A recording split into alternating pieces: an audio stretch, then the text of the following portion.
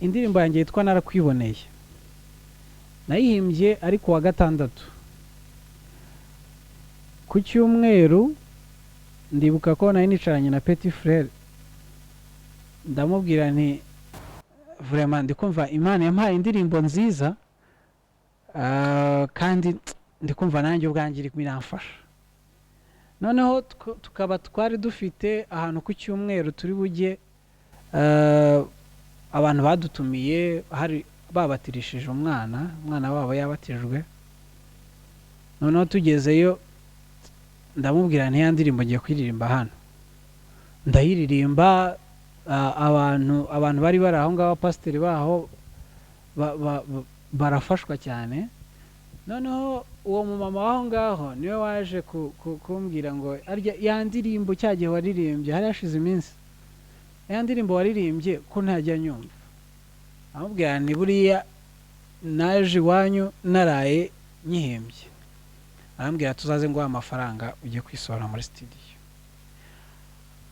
Indirimbo zanjye zose kugeza ntangiye n'izo mu gitabo sinazishyuye, kugeza ubwo natangiye kugira ubushobozi bwo kwishyurira indirimbo biza kurangira ngize studio.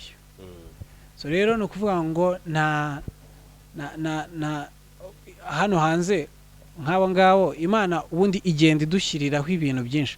Ushobora kuba ufite grand frère wawe we afite amafaranga akaba azaguha amafaranga yo gusohora iyo ndirimbo, ubwo Imana iciciye uwo hari igihe ukura iwanyu nta kibazo mufite cy'amafaranga ushoboye kwishyura. Ubwo Imana nicyo ngicyo yakugeneye ko ari aho ngaho bizanyura. Udafite ubushobozi nabwo Imana byanze bikunze irabirema. Yego turakunze kumva kandi muririmba indirimbo zituje cyane ziri mu kazi kiyoroheje cyane gose. Mbega byagenze gutoge mushe guhitamo uwo muziki w'izo ndirimbo zigenda bukebuke, nta zindi ndirimbo zigenda zinyaruka zifise melody inyaruka cyane mwari gushaka guhitamo gusomba izo nyezi? Niki cyabateye kuririmba izo ndirimbo ziri duse cyane turi mu twiyoroheje? Nta kintu cyabiduteye, ni umuhamagaro w'Imana, hanyuma nuko itoranya abantu bitandukanye. Hari abahamagariwe guhanura, hari abahamagariwe kubwiriza, Bibiliya irabivuga sibyo. Hari abahawe impano zigiye zitandukanye, kandi izo mpano nazo umuntu nago nazo zisa. Rero no mu kuririmba nuko nguko umuntu Imana iba yaramuhaye ikijwi gikomeye, natwe ikaduha utujwi tworoshye, hanyuma ikaduha style zitandukanye zo kuririmbamo. Nk'iwacu mu Rwanda hari bamaze kuba benshi cyane, hari abaririmba ama style atandukanye, hari abasirimba, hari mbese ni byinshi cyane bitandukanye. Rero Imana ihamagara abantu batandukanye igamije kugira ngo buri muntu wese n'ibyo akunda yisangemo.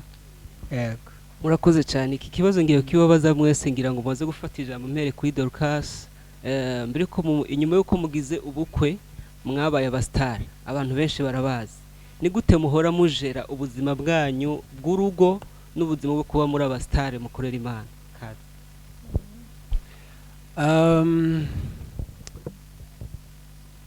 Ubundi nta bintu nta nubwo bitandukanye cyane, kuko icyambere turi abakristo, tuyoborwa n'ijambo ry'Imana nk'uko undi muntu wari wese yabigira. Ikiba gitandukanye wenda abari kumanaginga iyo femme, noneho ukabihuza wa mugani n'ubuzima busanzwe bw'iwacu mu rugo. So rero navuga ngo tubaho ubuzima busanzwe nk'ubw'abandi, nta nubwo twebwe rero twanabaye abastari muri covid, igihe abantu batagendaga, igihe abantu batakoraga ibitaramo.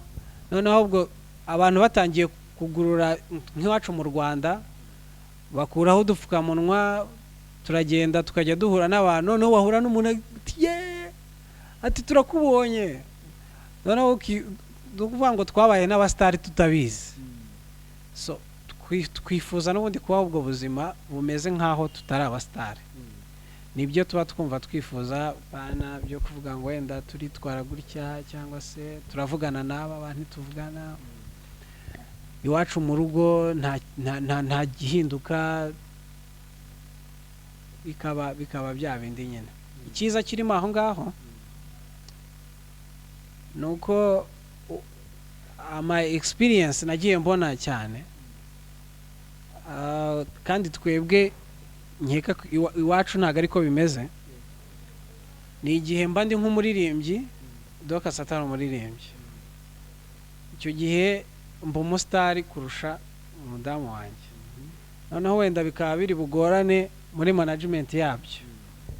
Ariko aho ngiye ndi njyenyine barambaza Dorcas wamusize hehe, byumvikane ko ni umusitari ku giti cye n'abasitari ku giti cyanjye, tukabihurizamo aho ngaho. Urumva iyo tuzamukira icyarimwe, ntawe usigara hasi ngo undi yagiye, so bituma rero iyo management yoroha. Aricyo bivuga nk'uko bivuze nyine, si byinshi byahindutse, ariko hari ibyo twigiyemo, twisanze nyine twabaye nk'uko twabyize urwandiko rusomwa n'abantu bose, twisanga tuhagaze ku mpinga y'umusozi, ahantu abantu benshi bakuzi kandi mu by'ukuri utabazi wowe na mbere batari banakuzi. Bituma rero umuntu arushaho kwiga noneho kwitwara neza kurenza uko yitwaraga mbere, ukitwararika kugira ngo nyine umuntu nakubona yige ibintu bizamufasha mu bugingo. Ikindi kibazo nagomba kubabaza ni ikibazo cyerekeye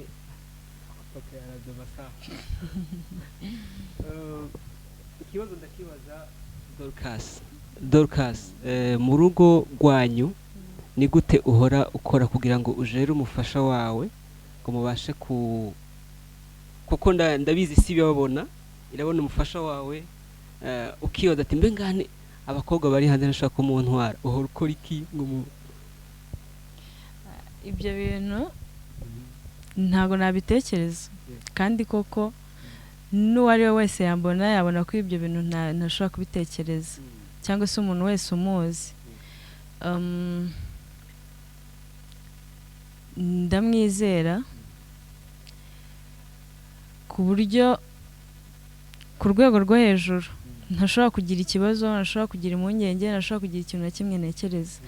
Kandi imibanire yacu twembi nayo irahagije gutuma umuntu adashobora gutekereza ikintu nk'icyo ngicyo, ngo utekereze nk'undi mukobwa mu buzima bwe, ntabwo bishoboka, kuko turi abakozi b'Imana kandi turaziranye. Nubwo udashobora kumenya umuntu 100%, Imana ariyo imuzi mu mutima, ariko uko mubona n'uko ari kuri njyewe bimpa icyizere cy'uko ari umuntu ntashobora guhangayikira.